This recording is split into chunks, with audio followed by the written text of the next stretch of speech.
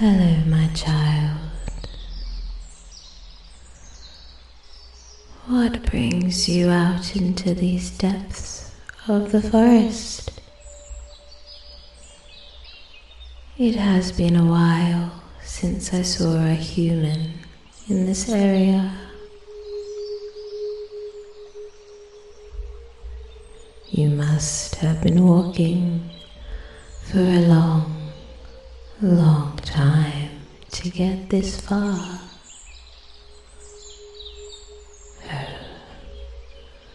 Be not afraid, my child.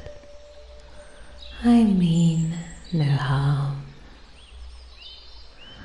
I will, however, protect both the forest and myself if I have to. But you do not seem like much of a threat. Let us keep it this way. These woods are sacred after all. I would rather keep them pure if I can. You surely understand? Good. Very, very good.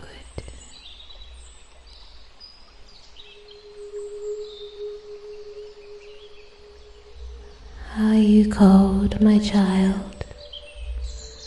You look as though you are shaking.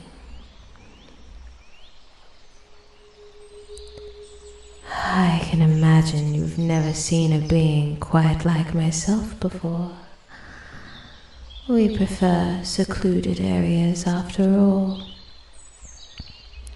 And usually we would not take lightly to a human in our domain. If you had met another of my kind, chances are they would have either kept or killed you. I still have yet to decide, but I simply had to approach. You intrigue me, my child. I wish to know more about what brings you here, so far off from your usual habitat, deep, deep in the woods, where no light of the moon reaches the ground, where you barely spy a star through the thick crowns of leaves. Can you even see what is ahead of you?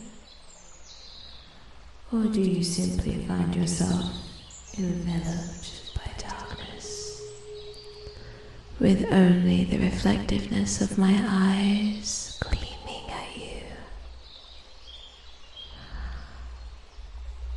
I wonder,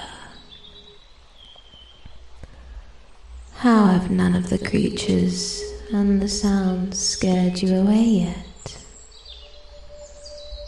What is it that you seek as you move on ahead? Tell me, my child. Tell me what it is you are hoping to find.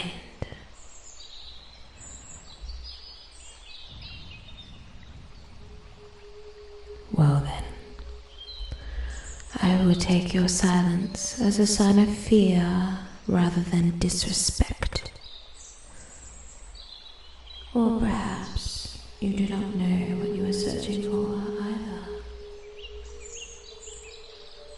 How very human of you to wander blindly, unsure of where your path may lead, of what you are seeking to find, simply yearning for something out of sight, out of reach.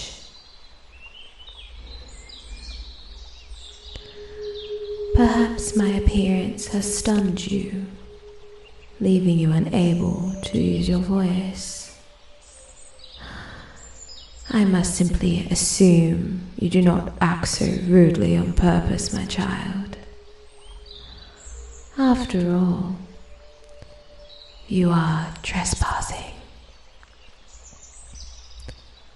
a mere guest in my domain, a frail little human whom I can do as I please. Be careful not to outstay your welcome, my child.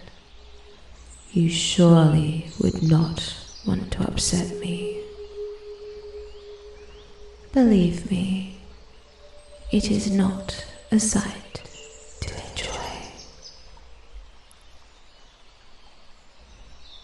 Wrath is quite easily sparked within beings as myself, and it never ends well for the other party. You have surely heard stories of fearsome forest spirits, cunning fae, of cruel gods. All stories have an origin, a hint of truth within them, as fantastical as they may be. Mayhaps you have heard of humans disappearing, never to be seen again, or being found later in places they could not have possibly gotten to by themselves.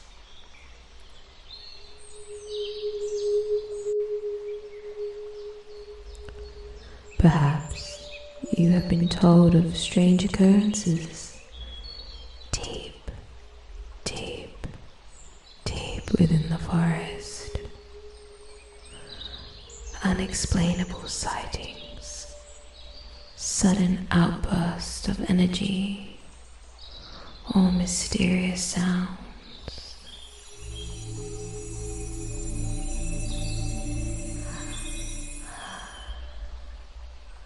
I believe you understand now, my child. A spirit, a god, is nothing to be messed with, nothing to be taken lightly. Keep that in mind. After all, my kind has roamed these lands far before yours could even walk. Yet still, you humans love to act as though all lands belong to you. Look at you. So small, so insignificant. If there was any light around, you would quite literally stand in my shadow. And yet you act as though you are the Almighty, as you are the bright sun bringing life to all creatures, as though you get to decide what thrives and what burns beneath you. You humans are foolish, fighting over what you believe to be the truth, over what you call power. You are nothing compared to us. You are the lion, believing it is king, whilst we are the forest, giving you life.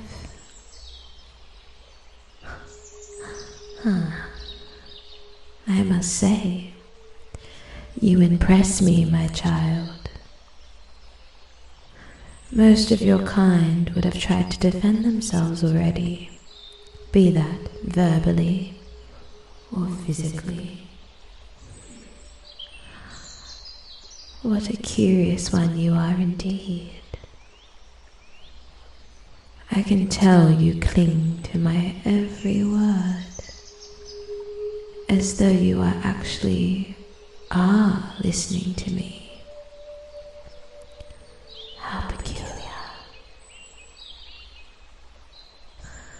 I must say, I am beginning to enjoy your silence. So far, most humans that crossed my path have been quite loud, once they found their tongues again. Not just loud, my child, but quite rude too. I do not mind a simple talk, a pleasant conversation, but getting yelled at, getting insulted, is not so much something I enjoy. I'm sure you understand. You seem smart beneath your quiet facade. I can see a wisdom in your eyes that most humans lack. You might make for some nice company after all. Having to sit in silence for millennia, with only the forest speaking to you, can get quite ponderous, as meditative as it may be. Every now and again, it might be nice to have another to converse with on the physical plane. Whispers of the trees in ancient languages can get tiring if they're the only thing you hear. Most of my kind prefers solitude, but even then, one may miss the sound of another's voice after a while. Humans are quite painful to be around, however, so unperceptive, insensitive, and frankly, so ignorant. But your aura is one of greater wisdom and insight than most others I've seen throughout my internal life. Be it even for the briefest of blinks compared to an immortal life. I do believe I'll enjoy your company. I would ask if you were willing to stay, but you do not have much of a say in this matter. Had I not approached, you may have aimlessly wandered these woods for days before you finally collapsed. And even now, your choices are to stay with me or to be killed. For I do not want word of me outside this forest. You are mine now. But I promise I will take good care of you. Come, my child. I shall find you some shelter and a comfortable place to rest. You look quite exhausted too. I can get you a nice meal to satisfy your hunger before I lay you to rest.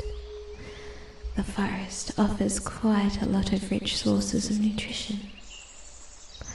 Surely, I will be able to prepare you an appetizing dinner.